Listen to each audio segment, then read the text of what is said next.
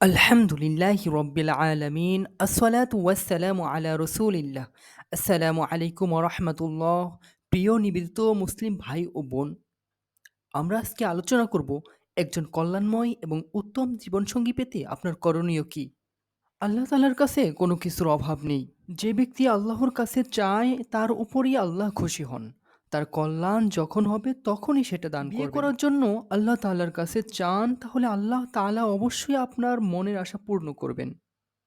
কেননা রাসূল সাল্লাল্লাহু আলাইহি ওয়াসাল্লাম বলেছেন, আল্লাহ তাআলা ৩ প্রকার মানুষকে সাহায্য করা নিজের কর্তব্য হিসেবে নির্ধারণ করেছেন। ১ নম্বর, আল্লাহ তাআলার পথে জিহাদকারী।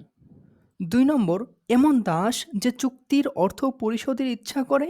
এবং ৩ নম্বর, বিয়েতে আগ্রহী লোক, যে বিয়ের মাধ্যমে পবিত্র জীবন যাপন করতে চায়। প্রিয় ভাই এবং বোন, আপনি জেনে রাখুন, বিয়ে জীবনের অনুষঙ্গ। আল্লাহ তাআলাই জোড়া মিলিয়ে রেখেছেন, প্রয়োজন শুধু খুঁজে নেয়ার, দোয়া করার।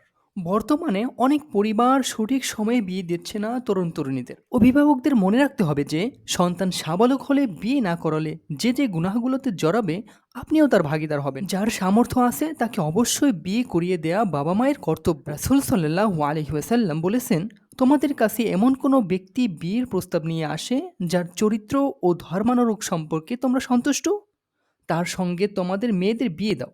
আর তোমরা যদি তা না করো, তাহলে পৃথিবীতে বিপর্যয় ও ব্যাপক বিশৃঙ্খলা ছড়িয়ে পড়বে।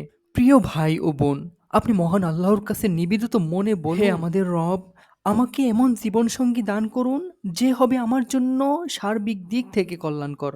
নিশ্চয়ই আপনি কল্যাণময়।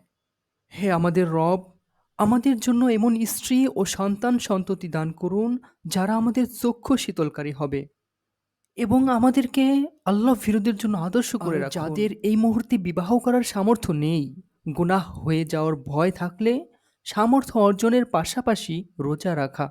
কেননা রাসূলুল্লাহ সাল্লাল্লাহু আলাইহি ওয়াসাল্লাম বলেছেন, তোমাদের মধ্যে যে ব্যক্তি বিয়ের সামর্থ্য রাখে সে যেন বিয়ে করে নেয়, আর যে ব্যক্তি বিয়ের সামর্থ্য না রাখে সে যেন রোজা পালন করে, কারণ রোজা তার বাসনাকে দমন করবে।